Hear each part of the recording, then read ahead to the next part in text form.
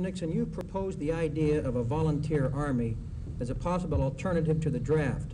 Now, I believe this suggestion has been rejected by the Defense Department as being too expensive. Also, would not such a conception as a volunteer army preempt the United States from an active involvement in world affairs? Let me explain my concept of a volunteer army. First, its timing, and second, the type involved. And third, let me say that that the Department of Defense traditionally opposes any step which would tend to reduce what they think, and this is their job, reduce what they think is their capability to defend the United States. But as I look at the world in the future, the United States is not going to be again involved in what I would call a Korean conventional type war. If war comes in the future, I believe it's going to be either a nuclear war, and of course that will be the job of the next president, his major job, to avoid that happening either with the Soviet Union or with Communist China. Or it will be the kind of a war we're in Vietnam. Now let's look at Vietnam for a moment. Governor Romney has pointed out very eloquently on occasion that when you look at Vietnam today, it is not a conventional kind of a war. It's primarily a war for people rather than territory. And even more important than our fighting forces, what they do actually in the fighting line, are what we do in pacification, in nation building. Now, a traditional draft army is not the best kind of an army to do that job in Vietnam. What you need is a highly trained professional force of armed forces to do the fighting, and then a highly trained civilian force of nation builders to work in the other parts of the country. So what I would do is this. I would not take any step until after the war in Vietnam was over. Once it was over, I would move toward the volunteer army. I would get enough people in that army by, of course, raising the pay for those in the volunteer army to competitive rates with what they might get in industry. It would cost money, I agree. It would cost between $3 to $5 billion. That's why it can't come until after Vietnam is over. This would be part of the peace dividend. But first, I think we would get a better army, better fitted for today's needs, highly trained professional, ready to move in on the military side. At the same time, on the civilian side, I would have a civilian group, again on a volunteer basis, that could move in for nation building, where it was not a warlike situation or a war situation. And I believe that this kind of a solution would provide a better defense than the United States presently has. I think further, when we look at the plus side of it, it would remove from over the heads of thousands, I guess perhaps a million or two young Americans, the fact that they can't plan their lives because of the possibilities of the draft hanging over them. So I think that there are, of course, there are things to be said for a universal military training, there's things to be said for the present system, but I think the volunteer system is the best system for what the United States will need militarily in the years ahead. It will cost money, but the money will be worth it, in my opinion. Mr. Nixon.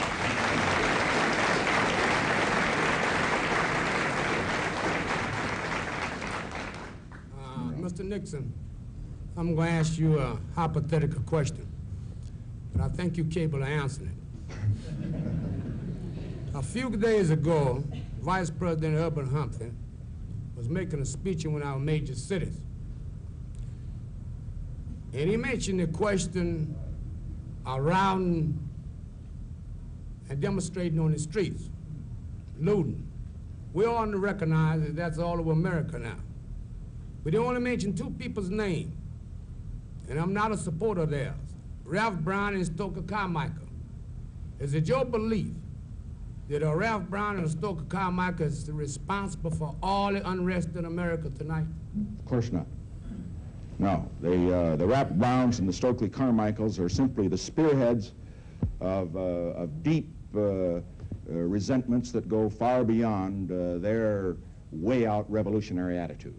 And when you look at the resentment that is in America, for example, in the black community, when you look at the resentment in America on the campuses, you cannot categorize it in terms of being that this is communist-led. There are some communists in it, perhaps, or that it's simply people like the Ralph Browns and the Stokely Carmichaels. It's much deeper than that, no question. What would you suggest as President of the United States to eliminate that? Wouldn't ghettos, jobs, injustice remove all of that unrest? What you have to do is this. You see, the people like the Browns and the Carmichaels, the destructive revolutionaries, they have no plan for America. They're just destroyers. And incidentally, some of those in the Yippie group are the same way. You ask them what they're for. They're not for anything, they're just against. They're like the Latin American revolutionaries that you see from time to time, and I've seen some in Asia. That's the modern trend. They're just against. What you must do is to withdraw from them their spear carriers. And the way you withdraw from them their spear carriers is to give their spear carriers another cause, something which is meaningful, something where we can be for something. That is why I say that when we talk about law and order, which I am strongly for, because I do not think you can have progress without order, and I do not think you can have freedom without order. But at the same time, you must couple that with justice.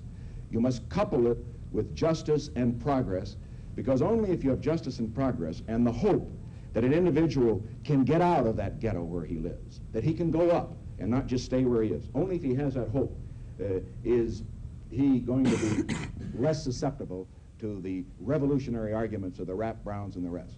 Because let's face it, when you talk about the revolutionaries, they in effect are saying to these young people, they're saying to black Americans, they're saying to Mexican Americans, look, you've got nothing to lose. The system is against you. Well, no, that isn't true. This is a great country. The system is not against them. What we have to do is to make that system work, and as it works better, these revolutionaries aren't going to have anybody to lead. That's the way to get at it, in my opinion.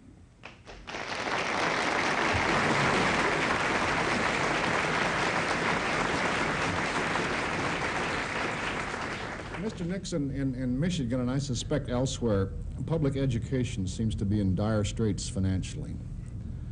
What would you do as President of the United States to alleviate this situation? You are certainly right, Mr. Arnett, that not only is this true in Michigan, I found on virtually all of these panel shows that I've had in the major states, and I've now been in California and Ohio and in Pennsylvania as well, and Illinois, as well as in Michigan, at one time or another, this kind of question comes up. Well, what I would do first is this. I favor the approach that we have suggested in our platform, block grants to the states for education and for other particular activities in which the state has major responsibility. I also favor, as if and when we get the revenues that are available for that purpose, a federal tax sharing with the states so that the states will have more funds with which to handle not only the problem that you mentioned of education, but you've got the problems of pollution, you've got the problems of traffic, you've got many other problems, as you know, which are involved. And then finally, I have favored and still do favor the federal programs for aid to education. You may recall that the Defense Education Act came during the Eisenhower administration, aid to higher education, aid to elementary education. But I feel very strongly that when the federal government does provide federal aid, as it does at the present time, that we must be extremely careful to see that federal control of what is taught in our schools is avoided. I want the decisions as to what will be taught in the schools to be made by local school boards and not by some bureaucrat in Washington, D.C.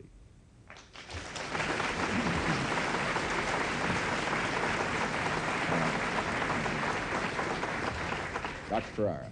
Mr. Nixon, there seems to be a growing communist influence in the riots on campus, in the cities, and at political conventions.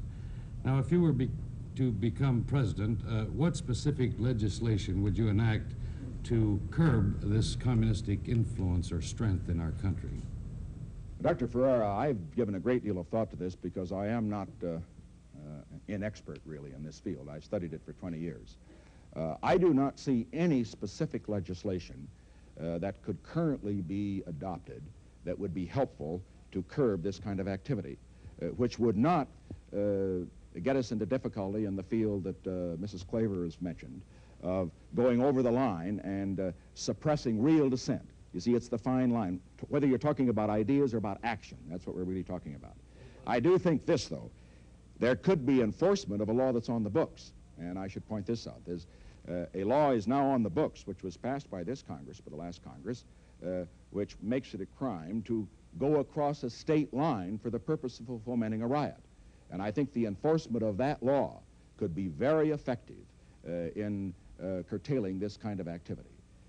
And that law has not been used effectively as yet, and it may be that the administration may have to move on it.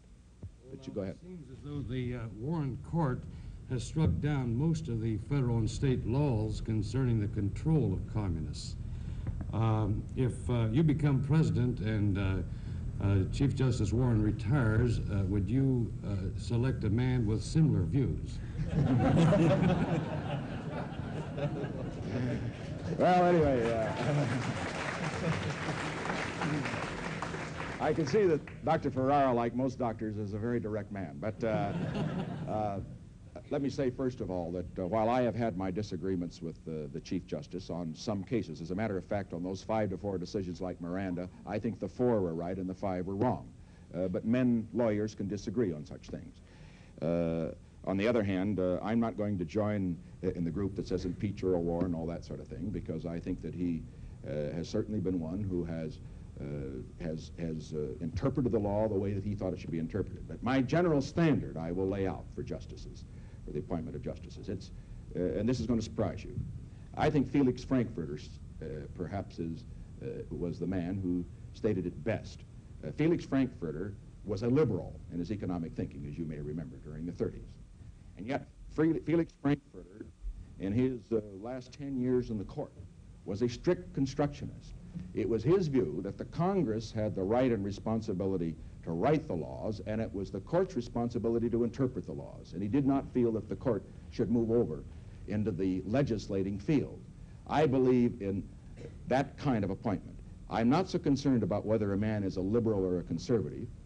I am more concerned about his attitude toward the Constitution. And I believe that our courts, I believe very definitely in the division of powers. I think our courts should interpret the law. I do not think they should move over and write the law. The people's representatives that are elected to Congress have that responsibility. That's the kind of thing.